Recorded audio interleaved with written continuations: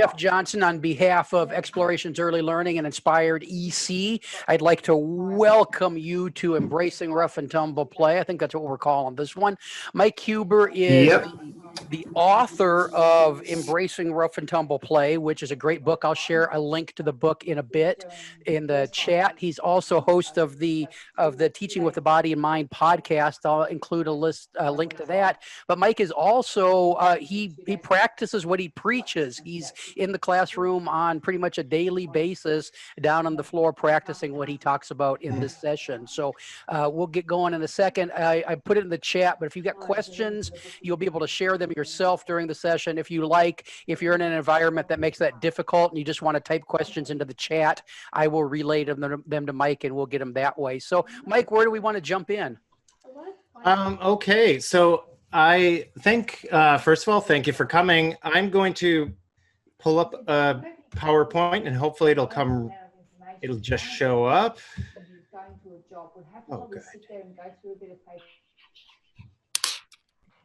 It did. Look at that. Look at that. All right. So this talk is called Embracing Rough and Tumble Play, and it's also the name of my book. And the reason I chose that title is I really think of rough and tumble play as just that, an embrace. That some kids, just want you to hold them, just want to hug, and that gives them that sense of comfort. But for other kids, what they want is they want to play rough. They want, it's a hug, but it's a vigorous hug, I guess. And I think sometimes for adults who get into early childhood, they don't necessarily think of roughhousing as being something that would be loving, because when you're playing, it's energetic. But what I hope to convey is that it is just that. But I think what I want to do first is just think about children in general. So I want you to picture a child. It doesn't have to be this one. But if we just think about that word child, what is a child? What comes to mind when you think of a child? And my guess is that whatever you thought of, it wasn't a kid just sitting there, right? That childhood is not about sitting, even though kids do sit, and so do adults. And I'm not anti-sitting when it's the person's choice. But to me, this shows childhood more, this photo here. And why? It's the kids are moving. You can imagine that it's noisy, it's joyful. There's a lot of action going on. And, in general, when we think of young children, they don't ever sit still. They're not,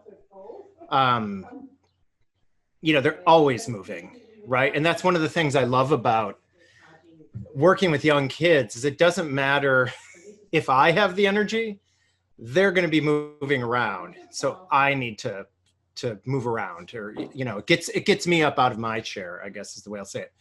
So children are born to move. Right. And so we want to think of ways that kids can be joyful, kids can be moving, and kids can, get involved in things. So the first thing I have to say before we start talking about rough and tumble play, I want to just talk about play quick, because play, among all the things it is about flexible thinking, right? That when you're playing, you constantly have to change your mind about what's going on, because like in this picture, the kid's trying to fit this thing together and it might not be going the way he wants, so he's going to change his plan. Or kids will be playing together and two kids want to be the mom, and all of a sudden we got to think of something, my idea by itself isn't going to work, so I have to think of what to do. And also play allows for kids to join, true play I'm talking about, right? Allows for kids to come in at their own level of ability and experience. So you can have kids playing Frozen and you're watching them play, and you might not know till later that one of the kids has never seen Frozen before. I actually remember this when I first started teaching, and I was talking about Toy Story. The kids were playing Toy Story, Okay, that's not when I first was teaching, but years ago. And I remember telling the parent, like, oh, it was so great. You know, he just loves Toy Story. And I didn't realize the family was Jehovah's Witness. And they were like, what's Toy Story? And I was, oh, you know, the movie. And it's like, oh, we don't watch movies. And I'm thinking that kid just played, I'm trying to think of the horse's name in that movie, but like he was the horse, you know? And then I realized like, oh, he had a role that all he had to do was pay attention to what Woody and Buzz were doing and just, you know, follow along. So he was able to play this game with 5 other kids without ever seeing the movie that they were playing, you know? And so play has that way that somebody's got to have a storyline, but other kids can just join and they don't need to. But I also think that it's important to remember with play that that's also the way we all learn. You know, if you think about my mom learning email was because she wanted photos of her grandkids, you know? And so she had this motivation that was very internal. And then once she got that, what she started doing was sending jokes, you know? And so she would forward jokes. She'd find a joke she liked, she'd send it along. And that was how she learned to do email, right? And all of us learn by playing. Taking a woodworking class versus joining a bunch of woodworkers and, you know, as a hobby, you know, as adults, we think of them as hobby is the term we often use, but what we mean is play. And so we're doing this, but, you know, I don't have to finish this thing. I was working on this cabinet, but you know what? Turns out I don't like making cabinets, and big deal, right? And so hobbies are what we call play, but play is the way that we all discover things, or the primary way. As adults, I think there's other ways that we learn. I suppose even with children, there's some experiences that have nothing to do with play. Finding out, you know, what happens when your car gets a flat tire, you know, isn't part of play, but kids will learn right away what that means. But I think it's important to think about flexible thinking and the way people can join in at any level. And also to think of it that it's not just kids, that we're talking about ourselves too. And so I hope as we talk about rough and tumble play that you can think of there's ways that you might participate too, even if you're not comfortable with doing everything that a 4-year-old might want to do. So specifically, I know that the title was Embracing Rough and Tumble Play, but I'm going to get a little more specific that I'm talking about rough housing. If you were with me last month, I also explained this. Rough housing is that part of rough and tumble play that's, you might call it wrestling or play fighting. It's when kids are on top of kids, or kids and adults are on top of each other. It's when there's really a lot of physical contact. Rough and tumble play itself can also mean running around, kicking a ball, things like that. Oh, yeah. And that's generally not the term that people are thinking of when they think of rough and tumble play. So I am focusing on rough housing. And so when I think about play and I think about rough housing, this is why I think it's such an important topic, that even play-based programs don't always value rough housing, right? They think that, oh, I allow play, but that's not playing. That's, you know, whatever, misbehaving, or that's hurting, or that's disruptive, or whatever. And so people don't always think of rough housing as being play. So they can say that they're play-based and not value rough housing. But I would argue that it's important because, one, the way children think, and two, the way adults think. And I'll cover both of those because I think, like I said, I'm already assuming that we're okay on the play thing. That's because that's another few hours to explain that. But here's why I think rough housing is important. And the first reason is that children think with their bodies, right? And I used to talk about they would act with their bodies and didn't have the vocabulary, but more and more I feel like it's just that they just do things. This girl was spinning on a swing where there was actually 2 kids, but you can't quite see the other one. And they were realizing the more they like twisted up the chain, the faster they went when they let go. And so they never had to say it. They were like, no, keep going. You know, they They just knew what they wanted to do. And then afterwards, the laughter and, there's like sort of trying to stay in the seat and they're kind of falling out, the joy in that. And so there's this, all they were thinking about was, this feels good and I'm going to keep doing it. And I'm going to figure out how to keep doing it. And they didn't talk to each other about, oh, let's go faster.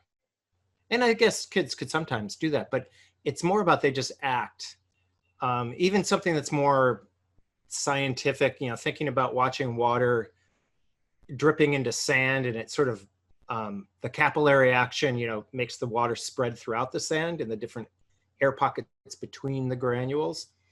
And no kid stops to think about the air pockets or calls it capillary action, or even stops to ask an adult, what do you call this when the water moves around? They just talk about, it's getting bigger, or, something. They just experience it and, act on it. And I feel like a lot of adults, especially if they're not originally from play-based programs, or I don't know, have a top-down pressure for school readiness, is what we call it in America. They want to give the vocabulary to the kid. They want to make sure that a kid isn't calling a square a rectangle, and they want to interrupt play to correct a child. And I feel like if the kids are just moving and interacting, no kid's going to go into 5th grade not knowing the difference between a rectangle and a square. And they're not going to really care about the term capillary action still, but they still act. And I think with roughhousing the body, even more importantly, is the momentum and general laws of motion. The first thing you do is you run and you bump into someone bigger than you, and they stand still and you fall, right? That's physics, and later on you can have words to that. But the more you do that, the more you understand what it means. Same thing just with things on top or underneath, or, position statements. Well, if you're rolling around with someone, you're trying to get on top, and then they're trying to get on top. Or I find actually a lot of kids want to be on the bottom, right? That everyone's supposed to pile on. That's the game we called, was pile on. And everybody wants to turn being on the bottom, because you get the pressure. And so thinking about those things, if that's how kids learn, and they don't necessarily think of it in terms of physics, or think about how, oh, this has something to do with the way planets move around each other, or not around each other, around the sun, or anything like that. And yet it is, right? It's just the beginning of it, but they get it through their bodies at this point. And, don't worry, later on, they will learn other things. We don't need to worry about that. And I guess in addition to that, there's the joy of learning through your body, or thinking through your body, is that you're just doing things because it feels good or it's interesting. And so thinking about that as a way of just being childhood, right? I guess what I'm trying to make sure is that I'm not trying to argue that we're using play because it's good for school readiness. We're encouraging play and encouraging kids thinking through their body because it's what children have the right to do. They have the right to play, and they have the right to have a joyful childhood. Every moment doesn't need to be joyful, but we need to help instill that joy. And roughhousing can be a big part of that. And when kids are told to stop doing it whenever they're doing it, that's obviously taking away from the joy, right? So thinking the way children think, I think is important, that roughhousing can be a big part of that, right? And not every kid's going to do it the same amount. Some kids are going to just want to watch other kids do it and never do it themselves, and that's okay. But I think just that idea of allowing for it to happen, and this gets into the next part, right, of what prevents kids from roughhousing. And so it's often rules. Programs themselves will have rules, maybe a director down the hall or a superintendent in another building or regulation of some sort. But rules tend to try to prevent roughhousing, regardless of the fact that it has lots of benefits physically, cognitively, emotionally, socially. But there's rules around it for reasons that I can't think of a good reason why there's rules preventing it. I'll say it that way. And then there's the fear of risk, right? That all of us have different amounts of tolerance of risk, both physical risk as well as social risk. But I think that, you're going to be in a different place than some people with risk. And certainly kids are going to want to take more risks than you might be ready for. And so finding that balance where you can be comfortable enough, but allow for some discomfort as the kids play risky, because that is incredibly important for children, again, to have that joy, right? Joy comes from trying things and then it working out.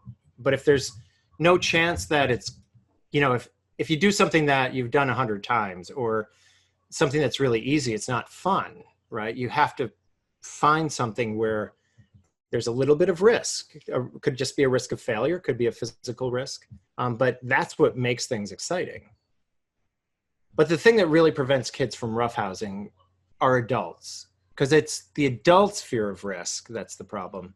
And it's the adults who put on rules that's the problem, right? So this actually isn't just a simple thing, though. I think that I'm going to have to speak in terms of American examples here, because I am not familiar with the situation in Australia. But, well, this part's true, that some children will be more likely to need physical play, right? And I think it's that word need, that some children need to play physically more than others. And just like a child who comes into your classroom with a wheelchair is going to take up more space, a child who needs to be more physical will take up more space, and that's okay. And in general, this affects boys more than girls, that boys tend to be the ones who play more physically, but not completely. Not all boys play physically, and not all girls shy away from it, but it does affect boys more. And adults can see that type of play as a challenging behavior. Whenever I tell him to sit down to listen to a book, he's running around or he's pushing on his friend. And is that a challenging behavior, or is it's challenging maybe to the adult because they want something else happening? But I don't think the child's having a problem with the behavior. It'd be one thing if a child's tackling someone who doesn't want to be tackled. But if you're tackling someone who wants to get tackled, that's not challenging to either of the children involved. It's only a challenge to the adults around them. And then this is more getting to the American examples that I know for sure. But the bigger the child, the more likely the adult will be to read that behavior as defiance, right? If it's a big kid tackling somebody, it's like you're trying to hurt other kids. You're doing it because whatever, you don't want to pay attention to the rules. And then there's evidence here in America, plenty of evidence, that the blacker the child, the more likely the adult will read that behavior as defiance as well. So if a child's big or a child's black and a child's a boy, those three factors correlate to children being expelled from school, children being suspended from school. And suspended, in preschool in America, we call that a timeout, but being removed from where the other kids are playing. And lastly, kids get labeled special needs or, are referred to for behavioral issues, even disorders at times. And a lot of times it's simply because they need to play rough. And again, if you put them into a different environment, the kids usually do fine. And there's lots of evidence if you put kids in a program that's all or mostly outside, those same behaviors go away too, because there's more of a tolerance of rough play when you're outdoors. It's not as loud, so it doesn't seem as challenging to the adults. There's more space, so kids can do that without bumping into other people, which is where some of that challenge behavior language comes from. You keep bumping into the other kids. Well, rather than giving him more space, we just label the child as challenging. So this is where I think the way adults think affects roughhousing, right? That if the adults started to understand and value roughhousing, then we wouldn't have those issues. The issues about challenging behaviors, about special needs, about expulsions, those are all adult choices. No kid is saying, well, actually probably every day the kid's saying, well, I don't want to go to school. But the idea that they wouldn't go back to see their friends, or even that they'd consider their teacher their friend, that's an issue that adults bring onto a child. The child doesn't. And so we need to rethink that. We need to listen to what children need, right? So for me, I feel like roughhousing is a form of play that's harder for some adults to deal with. But if we listen to children, and by listening, I also mean watching, if we watch what children need, we can see that this actually helps kids, right? That I'll give a few examples from this week. We're only on Tuesday, aren't we? So there's one classroom where there's this child who just, nap time is just freaking him out. He does not, can't.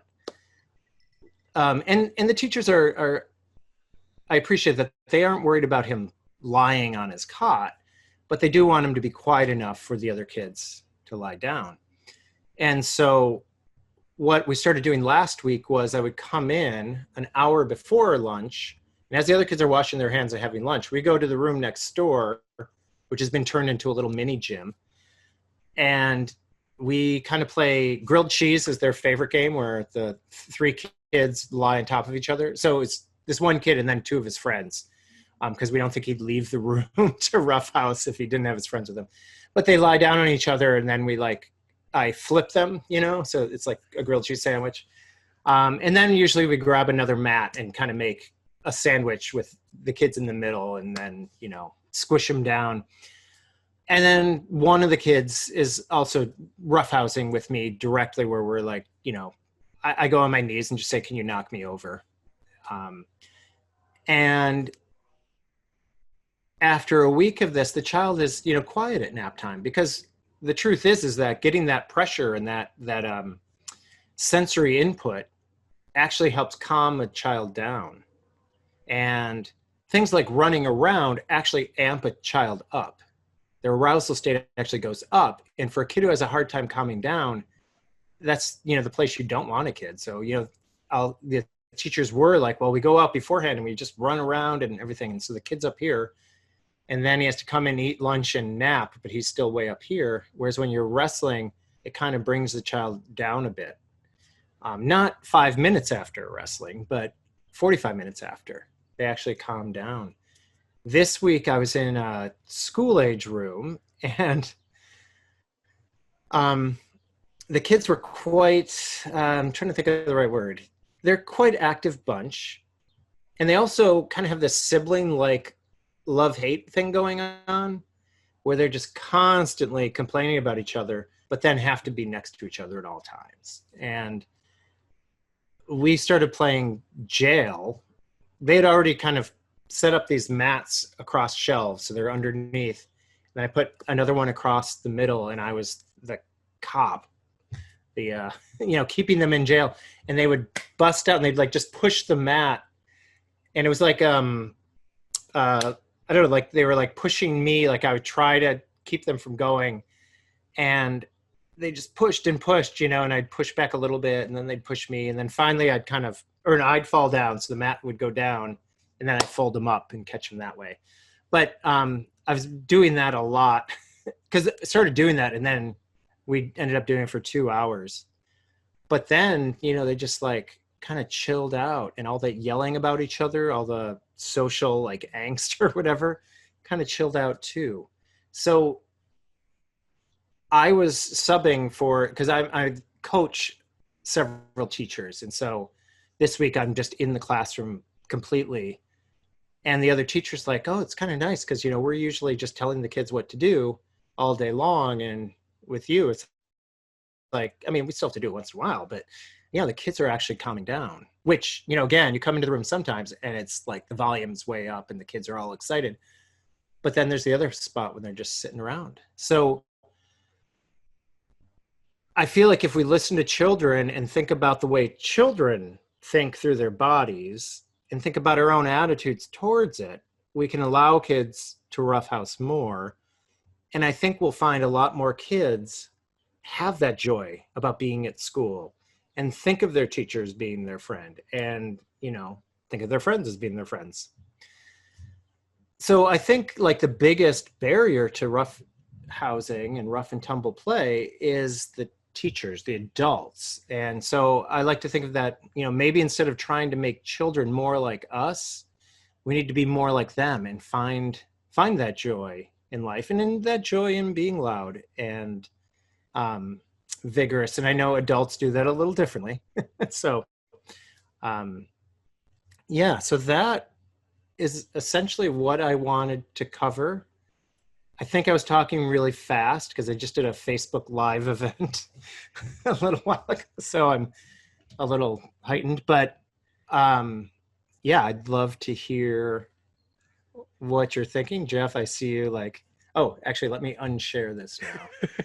So now we can see each other. My experience with this is a lot of times the adults, because of the optics of rough and tumble play, it looks violent, it looks like something bad is going to happen.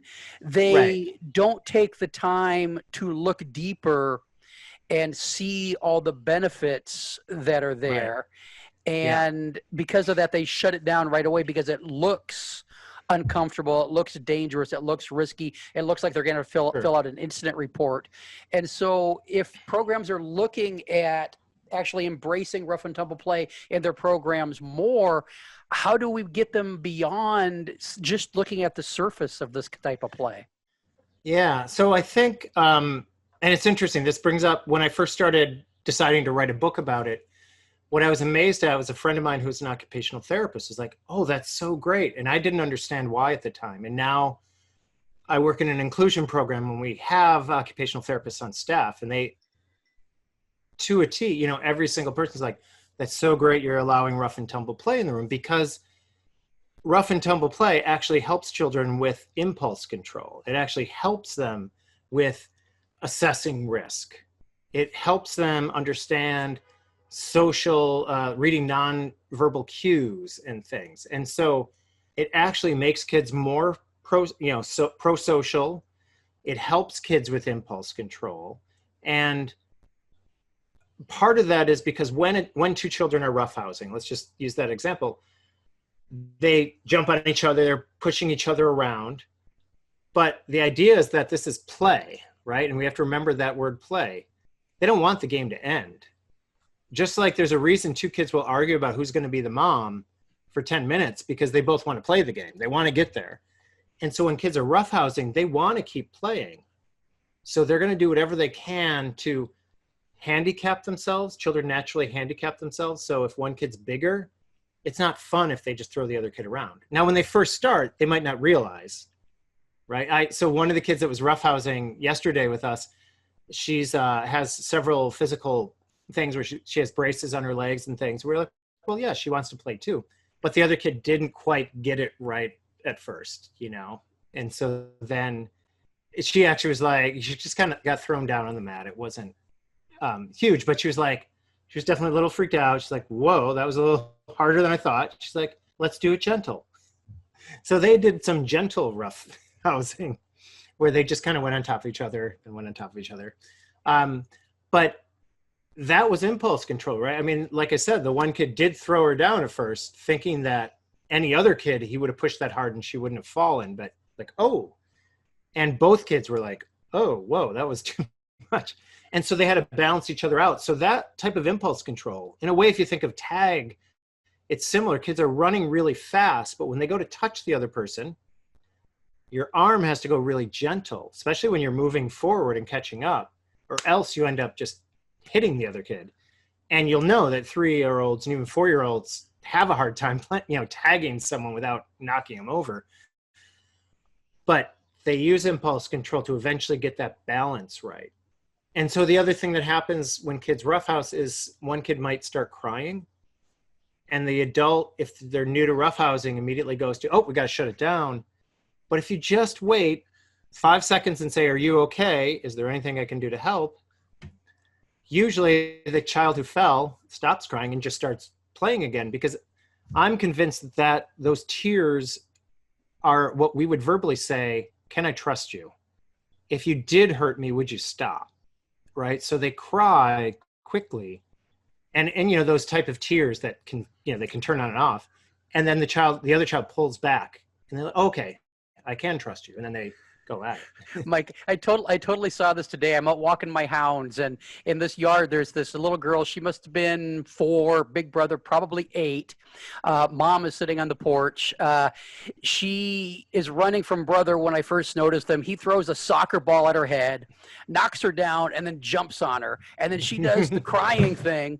Yeah. He gets up, and as soon as he is off of her, she says, "You can't get me." And the tears are gone, and she's got this big smile on her face, and she takes off running, and it all starts over again. Yeah. And Mom, sitting on the porch, just looks at them and rolls her eyes, because she is cool enough with this to let it go on and know that this is part of the dance the kids are doing. It was beautiful. And I do think there's something about families being smaller, families not having as much extended family around, so you don't see as many different age groups. That I know here in America, people have gotten less and less tolerant, because if you haven't seen it, then you might kind of shut it down.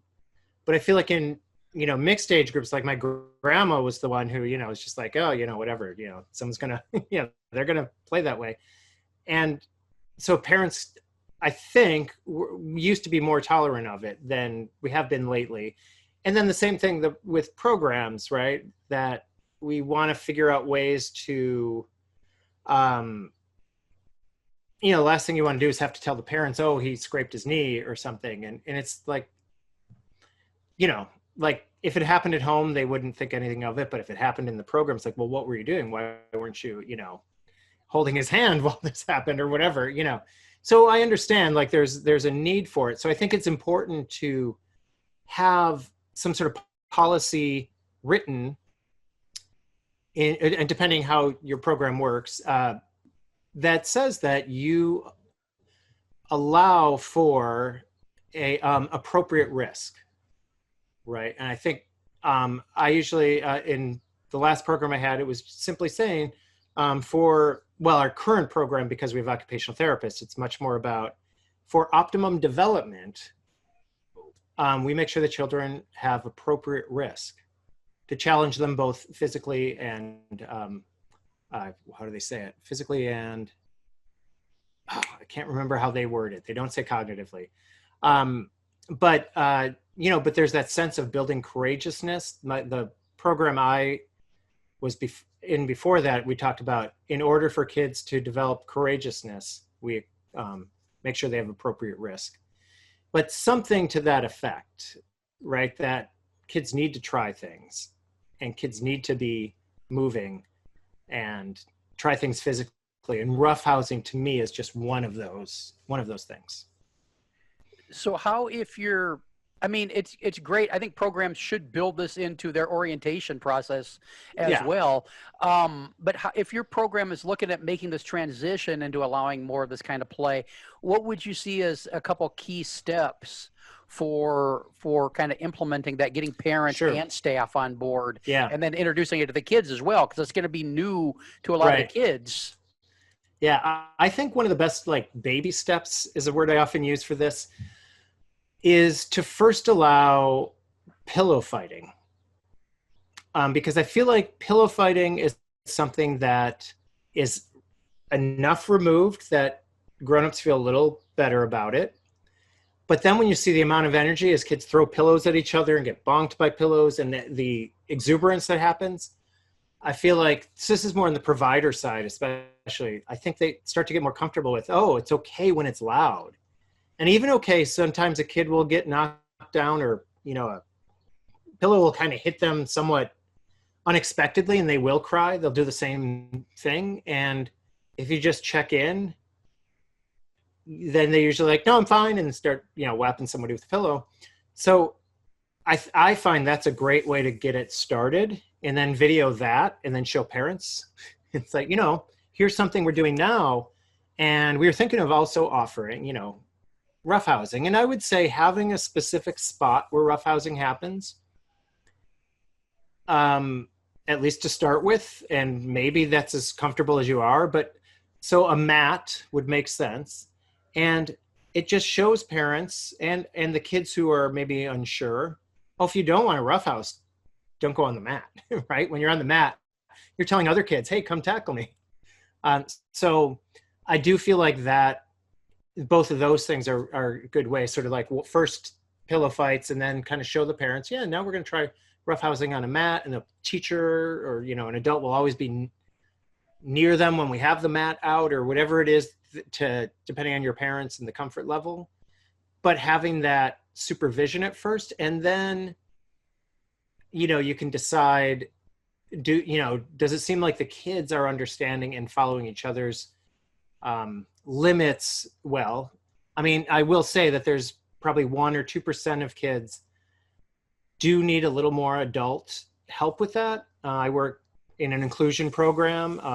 30% of our kids are neurodiverse, would be the term, and they don't always read nonverbal cues. And so sometimes there are kids who do need that adult right there to kind of remind them, like, oh, look at their face. They're scrunching their eyes. I don't think they're liking it. Let's stop and see, or something. But the vast majority of kids, if you give them that trust or follow along with that trust, they'll be fine. And they'll, once, like, if you take those baby steps, the adults will start to feel comfortable. And I think video is a great way to then show parents, because the amount of the laughter and joy that happens during roughhousing, I can't think of other times where, maybe like spinning on a swing or something like that, but there's very few times that kids are laughing that much. Yeah. When they're roughhousing. There's some stuff in the comments there, Mike, about props and swords. So pillows, that's a great prop. Pool noodles is another one. Probably a sword with a steel blade on it probably isn't ideal. But what other prop ideas do you have? Well, I will say pool noodles are my favorite for sure, because I feel like, especially like I would get I don't know, they're not quite 2 meters, however big a standard pool noodle is, I have no idea, but just cut them in half. And I think they're the perfect size for most preschoolers to like swing. The other end, like doesn't hurt. The hard part I will say as an adult is kids tend to swing this way. And so when you're an adult, you just keep getting hit in the face. And I try to teach them to swing sideways so that they can hit me in the shoulder instead of my face. But, and they usually learn that. But I find that pool noodles are a really fun way to do that. I'd say like there are prop like foam swords and things. And I mean, they're fine. I think the pool noodles are last longer and, ultimately are probably more economical, I think. Because those swords, I find they just kind of get bent after one good use of them. And then other than that, I mean, rolled up socks are another great thing to throw at each other, or, like any sort of yarn ball. Well, yarn balls are going to come unraveled, but, but socks I think are great. And if, whatever, I know teachers who will call them snowballs and, because they'll use white socks and throw them. But those are a great one where they can even be the extra socks then when kids, get their feet wet. Well, let's take out some of the socks and just put them on your feet. I think those are great props. I'm trying to think. And with pillows, I feel like this day and age, we're worried about washing things. So I get, I either have somebody with a sewing machine, a parent or something, make pillows, or just buy, cheaper pillows, throw them in the washer. They get all lumpy, but for pillow fights, that doesn't matter. They're not going to be cute enough to put on your couch maybe anymore, but but I think those actually work the best. And some of the best, I had a parent make star-shaped pillows And those are so great because kids could hold one of the corners and actually get a little leverage, like throw it, we actually called them the throwing stars, which not to be confused with the martial arts weapon. But they were great because kids would learn to just throw them and they'd like spin, they could actually throw them across the room, which was so cool. Kids felt, really good about it. Just say it that way.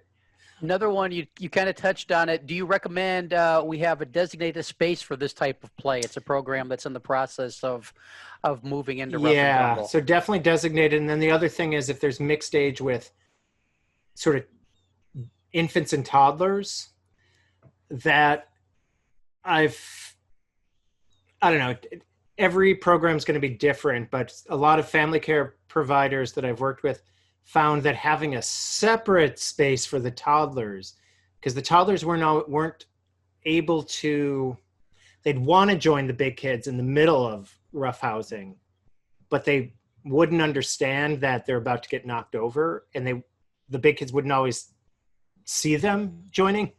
So for some providers, they definitely found that having a separate kind of toddler one. And what I find with toddlers is you can just get like a bigger pillow or couch cushion or something that you just throw at them.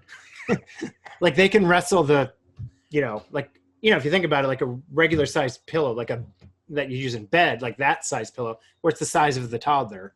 And they can kind of roughhouse with that. And all you have to do is grab it once in a while and push them a little bit, and then they like wrestle the pillow. So I find, and maybe I should say that too, if you're starting to wrestle with kids and you're not used to it, is you kind of just push just a little bit, just so they move, don't knock them over right away, and see how much they push back on you. And you're basically doing it the same amount. And that's how I usually don't knock over a kid, because the kid who's not as strong, I can feel they're not pushing as hard. And then there's this one kid in the school age program that I'm hoping my 50-year-old back can handle the entire week, because he is strong. And he knows that I can, like push back on him, but it's like, maybe not.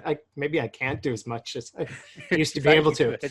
Yeah. So, but I do think having a separate space for sure. I do think though, if you get comfortable with it and it's happening, and I would like do it for at least a year or so, like where you really feel like I get it. I trust the kids. I know what it looks like and sounds like when it's getting out of control. Then you might not have a space, or you might have a space, but then say on the playground, it's happening wherever. And does it look safe? Like if it's on a sidewalk or, something, then you might stop it. But or on top of a climber where they're up in the air, but, elsewhere you might just, oh, okay, they're fine. Right. So you don't necessarily have to have a space, but I would say if you're just starting, yeah, for us, really it good evolved idea.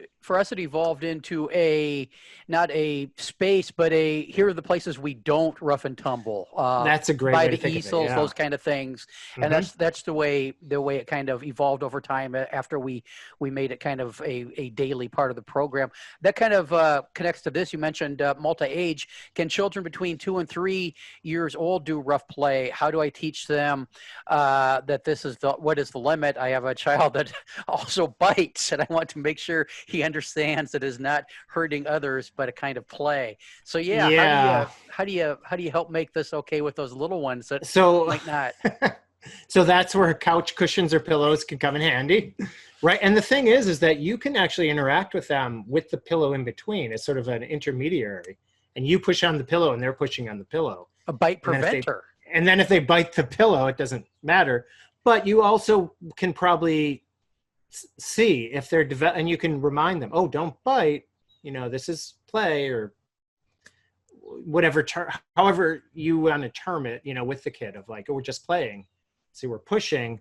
And I found with some kids, they really want to know, like pushing with like shoulder to shoulder or hands on the shoulders, like, because we always often have, for some kids, like, yeah, you can't grab the neck or the face, and other kids just get that naturally. But so if it's somebody who's biting, you probably want to do it, I would say, when they're ready to not wrestle with a pillow, have them wrestle with you first.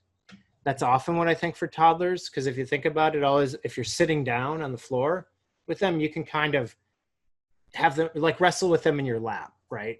And I think that's a great way to start to teach them. And when it's an adult doing it, you can kind of give them pointers.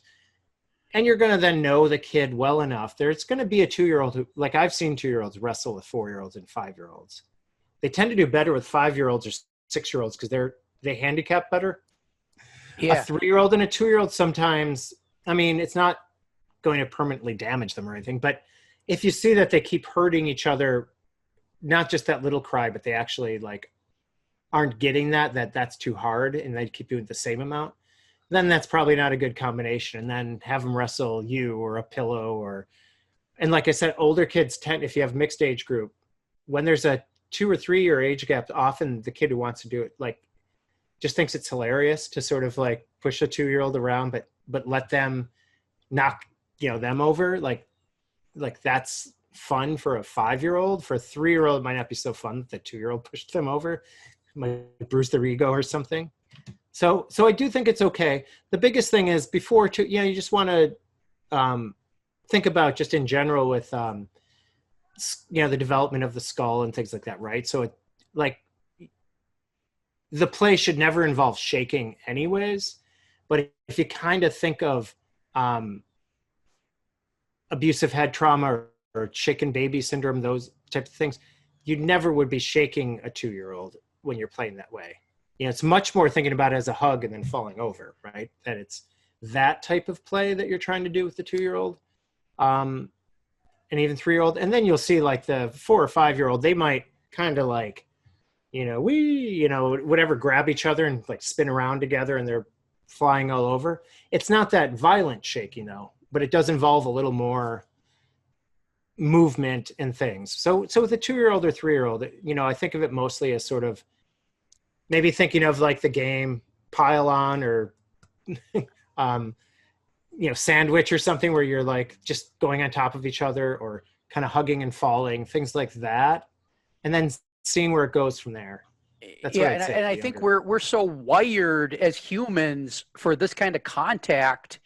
My experience is that those younger kids, 2.5, 3 years, I mean, they're kind of wired for it and very quickly pick up that this is play. This is a different thing than real aggression. And it's amazing to watch when you take the time to ease them into it. Another question here for you, Mike, is what are some strategies you would recommend to get parents on side, particularly for a child who I can see would really benefit from the parent, but the parents are reluctant? So how do you get parents to buy in? Right. And so I think for the parents who are reluctant, and of course, knowing the parents, I tend to focus on that impulse control and things like that. This is great for kids to learn impulse control. Wouldn't you like to, or, not wouldn't you like, sorry, that sounds too condescending. We're going to play, but we're going to make sure it's safe. So probably with a reluctant parent, you might want to focus on how are you keeping it safe?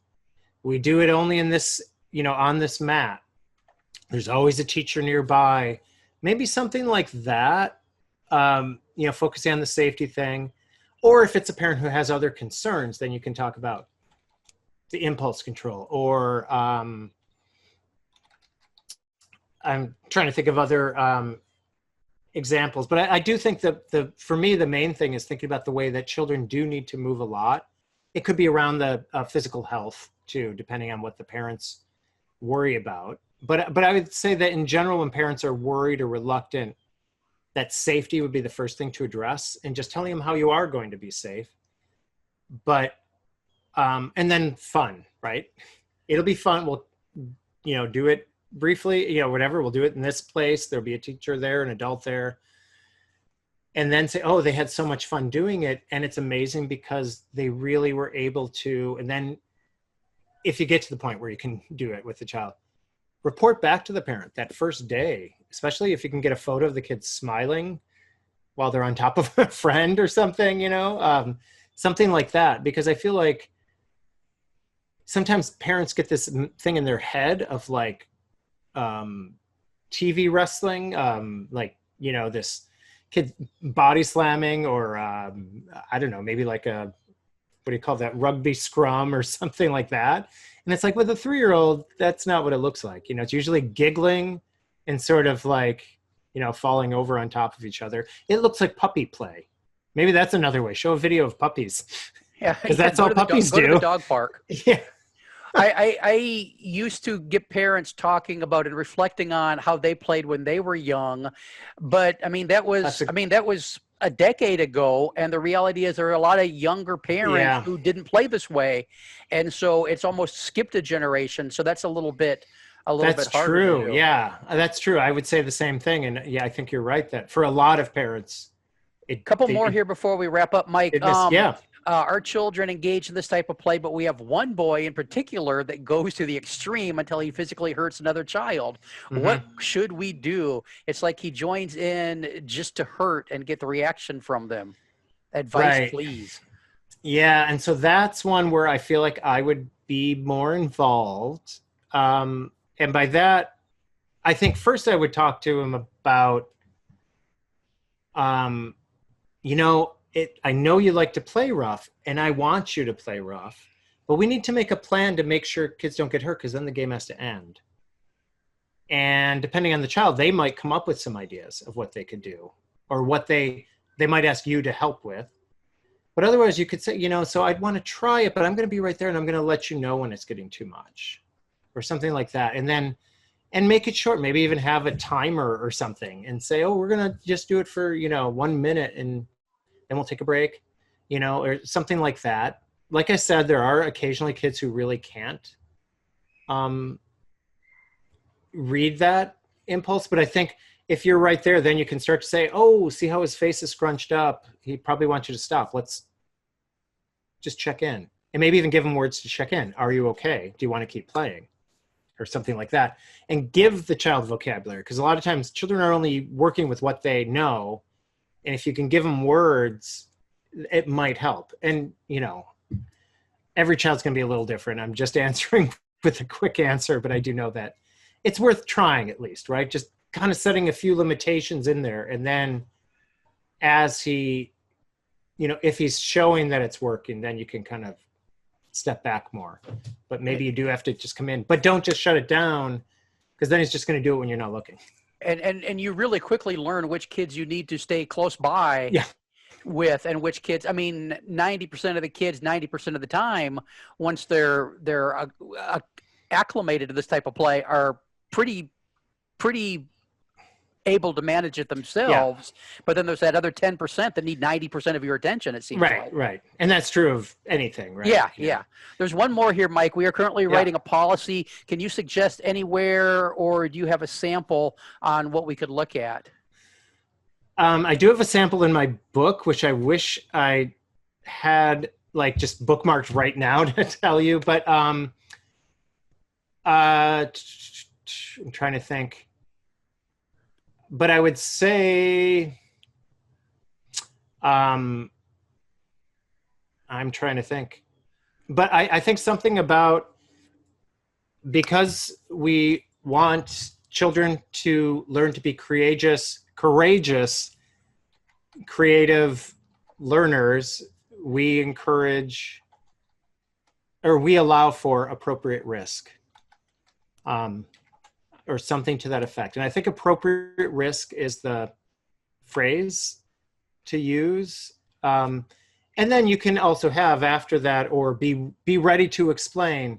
So how do you mitigate the risk? Like you need the risk, but what do you do to make sure? Because part of that is that risk benefit analysis that you want to say, we know roughhousing is important, but we know some kids might have a problem. So until we know if this child's able, we're going to be right there.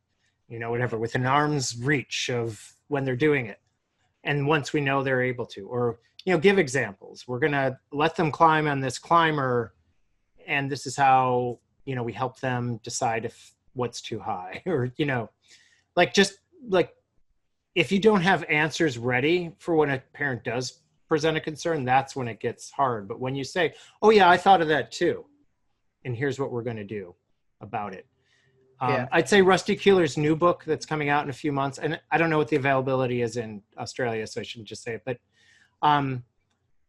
But yeah, there's some examples for sure. Rusty Keeler's website might be a good one to look at for that And as and well. Jenny, I've got a volunteer who's writing sample policies. Well, she's really going through and looking at other people's policies, and putting together some talking points, some things to think about when it comes to writing different policies for the Playvolution HQ site that I run. So Perfect. if you reach out to me, I can check with Sam and see if she has tackled this yet. So she might have some samples in her files that might help with that. Yeah. About time to wrap this up. Any final thoughts, Mike, before we close out? I don't think so. I mean, I was going to talk about risk more next time. So this clearly gets into that part of it, and maybe the policy we can have between you and me, Jeff, we can have a policy for that presentation as well. Because I think, when we talk about risk specifically, that is going to be a big question. Yeah, So. yeah, and I think when it comes to the rough and tumble, it's with the parents, it's helping them see the value and look past the optics, because that, in my experience, that just seems to be where everybody gets hung up. It looks like this thing that I don't like, Right. and so I got to shut it down. Yeah, and look for the impulse control that's happening instead. Absolutely. Like, oh, what aren't they doing? Yeah, exactly. They're not using their elbows, or they're not strangling, or whatever. Let's notice what they are doing, and not like that it's they're still loud. laughing and they're not crying. I mean, that's a huge one. There we go. Yeah, and that's a great way to know that it's play, right? They're laughing. Absolutely. So. Absolutely. Well, thank you, Mike. Thank you, everybody. I posted the link for the eval and the certificate. If you want the certificate, just fill out that quick eval, and the certificate will get emailed to you. Thank you for your time. And if you have follow-up questions, just get them to me or Inspired EC, and we will relay them to Mike, because I know some of you are just kind of stepped away from the kids for a little bit for the session. So enjoy your day, and thank you for your time. Yeah, thanks, everyone.